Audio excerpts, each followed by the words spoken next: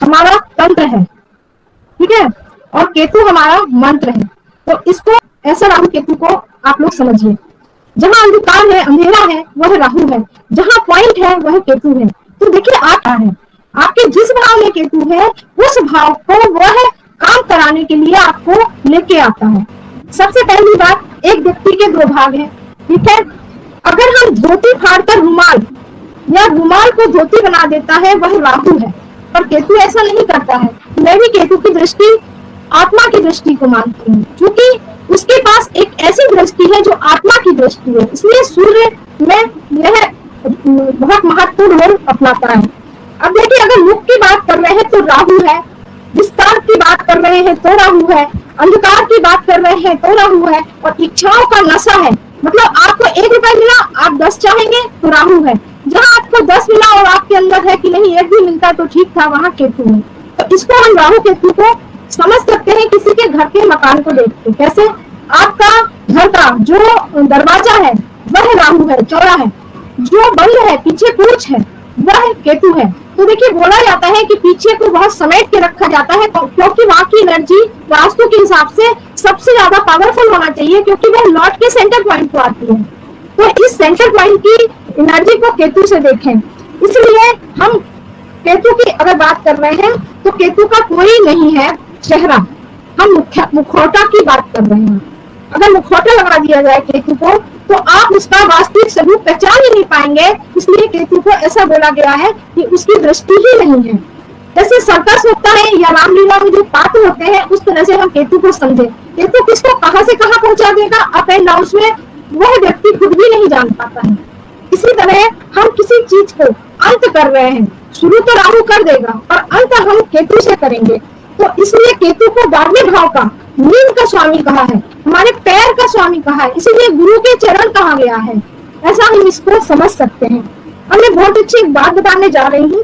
श्री हरि के चरण, क्योंकि हरि मीन राशि में है ना, तो हरि के चरण, गंगा जल का प्रभाव। चलो केतु है, लोग कहते खराब है, मैं कहती हूँ गंगा जल है। आपके पास चंद्र केतु साथ में है कुंडली में, आपके पास गंगा जल बनता है जो कि मोक्ष प्रदान करता है। ऐसे हम इसको समझे। मोक्ष यानी जिस काल से मुक्ति मिल जाए, मरने से नहीं, काल से मुक्ति। इसलिए हमने घर मकान के पीछे को भी केतु कहा है। नींव के मुहूर्त में भी राहु केतु की प्रिय वस्तु क्यों डाली जाती है? इसीलिए डाली जाती है कि हम घर का आगे का हिस्सा अच्छा रखें और पीछे का हिस्सा अच्छा रखें। काल का प्रयोग भी यही है। राहु केतु दो विपरीत इच्छाएं, हमारी इच्छा शक्ति है, एक की प्राप्ति होती है और एक छुड़ाता है। देखिए, आपको एक चीज को लेने की इच्छा और एक केतु आपको छुड़ाने की इच्छा रखता है। तो ये सुख दुख है, इसलिए कुंडली में सुख दुख हमेशा लगे रहते हैं। तो राहु केतु नहीं है तो आपकी कुंडली भी नहीं है, दोनों ना हो तो कुंडली किसी काम की नहीं है। दोस्तों, मैं आपको इसलिए बता रही हूँ, आकाश में काल सर्पयोग बनता है, कुंडली में नहीं बनता। आकाश में काल सर्पयोग बनता है क्योंकि ये पॉइंट्स हैं। इन पॉइंट्स को साइंस की दृष्टि से देखिए तो आपको और समझ में आएगा डीपली कि हम इस काल सर्पयोग को कहाँ देख रहे हैं।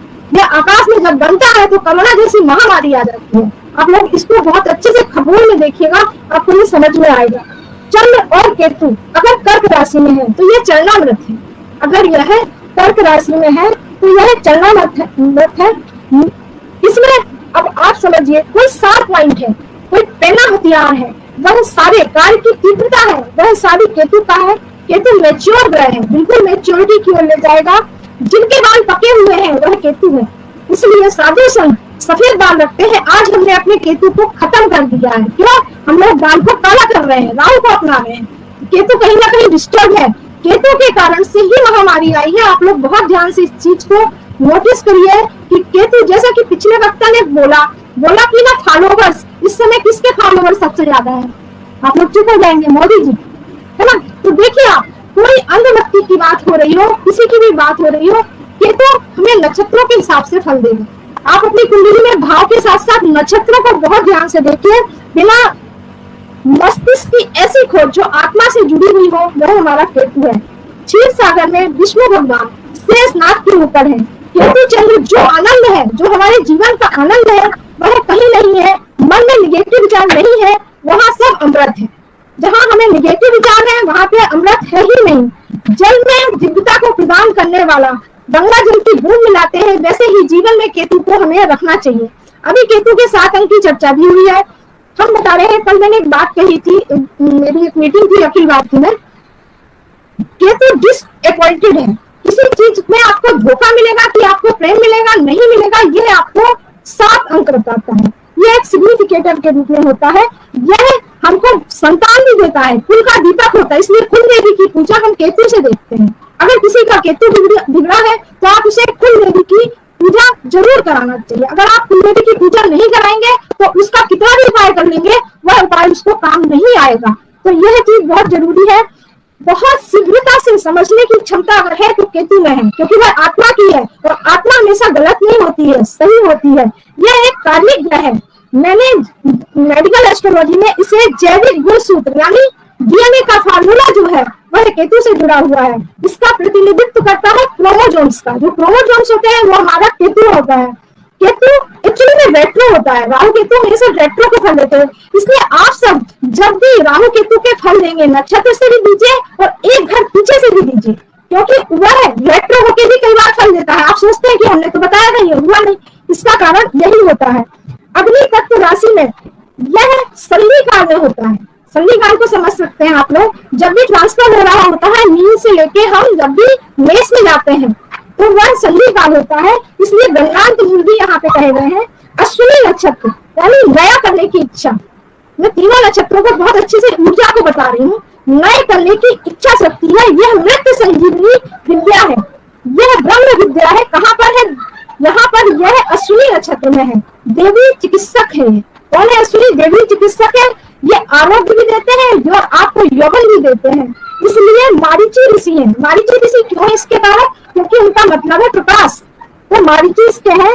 समुद्र में अश्विनी जी आए थे तो बहुत सारी औषधियां लाए थे। उन औषधियों को समझना होगा।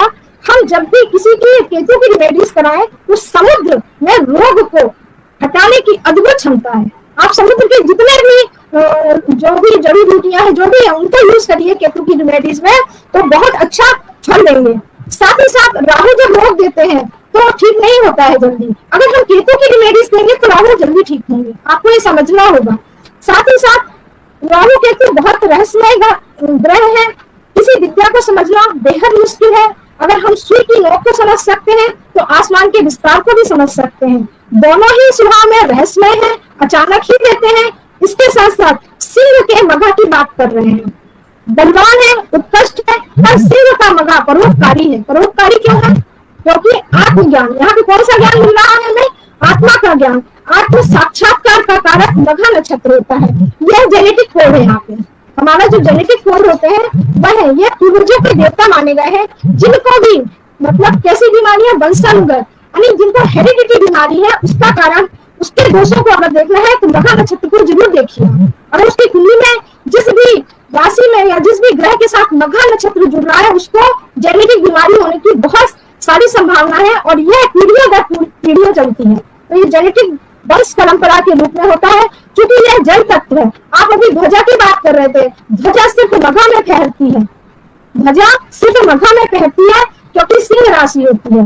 इसलिए दशम भाव का कारक तत्व है और इसके ऋषि अंगिरा ऋषि है। अंगिरा ऋषि क्यों है? अंगारा सा दहकता हुआ रूप, ऐसा समझ सकते हैं, इसलिए इसको माना गया है। हम अब धनु मूल नक्षत्र की बात कर रहे हैं। बिच्छू का डंक अगर आप देखिए, अभी मूल ने समूह नष्ट किया। धनु राशि का जब केतु आया उसने समूह नष्ट कर दिया। जब से धनु राशि के केतु आए हैं मैंने देखा था कुछ चीज बिल्कुल नष्ट होने वाली है। क्या नष्ट होने वाली नहीं समझ में आती है। भाई विद्वान है हम, पर हम भगवान नहीं है। तो कोई चीज नष्ट होने की ओर थी और जितने भी बैक्टीरिया विषाणु का कारक यहाँ पर मूल होता है।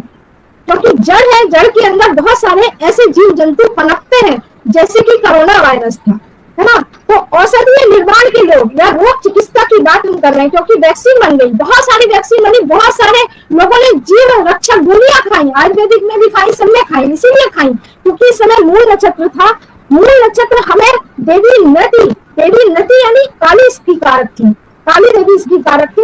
यहाँ पर नवादा भक्ति देखना है, किसी की 9 तरह की भक्ति देखना है तो मूल नक्षत्र से आप देख सकते हैं। वहीं पर कोई खोज हो रही हो, रिसर्च का कारक होता है मूल नक्षत्र। इसलिए यहाँ वैक्सीन की खोज हुई, बहुत वैक्सीन बन रही है इसीलिए खोज हो रही है। यह वायु तत्व है, इसमें यह प्राण शक्ति का कारक है। इसलिए ऑक्सीजन की कमी हुई थी दोस्तों, क्योंकि यह प्राण शक्ति का कारक है। और पुलस्त्य ऋषि इसके वो थे।